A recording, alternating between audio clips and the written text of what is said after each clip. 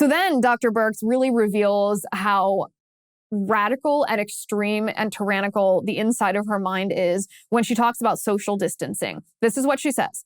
The real problem with this 50-person versus 10-person distinction, the amount of people that they were debating, recommending could gather together, for me, was that it revealed that the CDC simply didn't believe, to the degree that I did, that SARS-CoV-2 was being spread through the air silently and undetected from symptomless individuals. The numbers really did matter.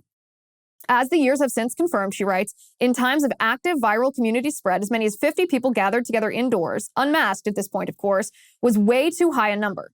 It increased the chances of someone among that number being infected exponentially.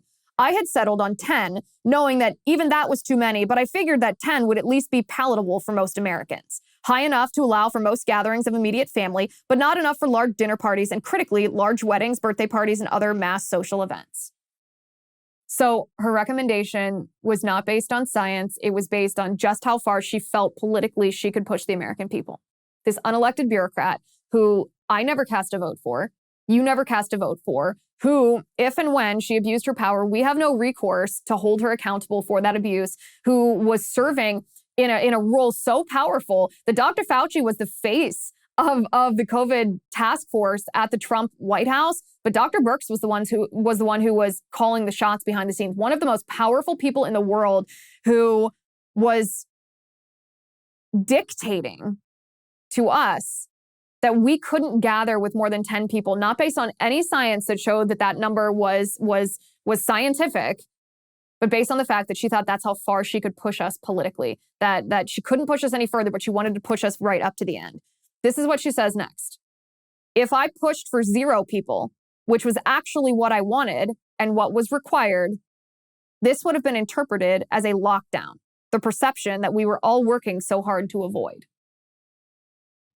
0 people? Isolation? It's almost renders me speechless to hear a government official tell us that they don't want us to be with any other people, that they want the government, whether it's local, state, or federal, it doesn't even matter. It's a difference without a distinction, to force us to separate from our spouses, to separate from our children, to be in complete solitary confinement based on a virus that has over a 99, and for most young, healthy people, over a 99.9% survival rate. Birx admits in her book that she deliberately fudged the data. She deliberately edited documents to hide data that was false, that played into her desire to have us all socially isolated, all of us in solitary confinement in an Italian-style lockdown. This is what she says. She's talking about making the weekend COVID reports. And she says, after the heavily edited documents were returned to me, I'd reinsert what they had objected to, but place it in those different locations. I'd also reorder and restructure the bullet points so the most salient, the points the administration objected to most, no longer fell at the start of the bullet points. I shared these strategies with the 3 members of the data team also writing these reports. On Saturday and Sunday, report writing routine soon became write, submit, revise, hide, resubmit. Fortunately, she says, this strategic sleight of hand worked.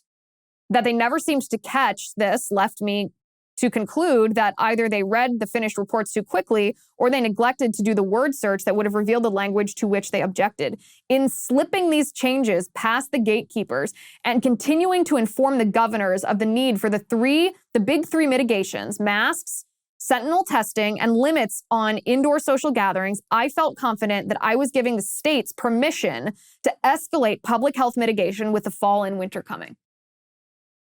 This is what I was talking about before with Joe Biden's current White House coronavirus task force director talking about how they write the guidelines and then they disseminate these guidelines as directives for state and local governments to enact. And it allows everyone to point to someone else to bear the responsibility. It allows local governments to say, oh, the state did it. It allows state governments to say, oh, the federal government recommends this or wants this. And it allows the federal government to defect blame when the American people don't like this. They can say, well, we just followed the science. We just put out recommendations. You know, if you have a problem with these policies, take it up with your state and local governments. It's a circular firing squad of blame. And it's a deliberate attempt to allow swamp creatures, administrative state forces, unelected bureaucrats with no accountability to us, like Dr. Deborah Birx, to actually call the shots, to ruin our lives, to lock us down, to close our businesses, to prohibit us from going to church, to arrest us for being on a beach. This woman admits what she did, that she lied. She said, this wasn't the only bit of subterfuge that I had to engage in. Immediately after the Atlas, she's talking about Scott Atlas, the voice of reason. Immediately after the Atlas influenced revised CDC testing guidance went up in late August, I contacted Bob Redfield at the CDC, Robert Redfield. Less than a week later, Bob and I finished our rewrite of the guidance and surreptitiously posted it. We'd restored the emphasis on testing to detect areas where silent spread was occurring. It was a risky move, and we hoped everyone in the White House would be too busy campaigning to realize what Bob and I had done. We were not being transparent with the powers that be in the White House, she said. So this guidance, this advice that was coming from the Trump administration at the time was not something that the Trump administration signed off on. It was not something that anyone elected or even appointed by the Trump administration knew about. This was directives that impacted your life and my life that Deborah Birx was doing behind the backs of our elected officials.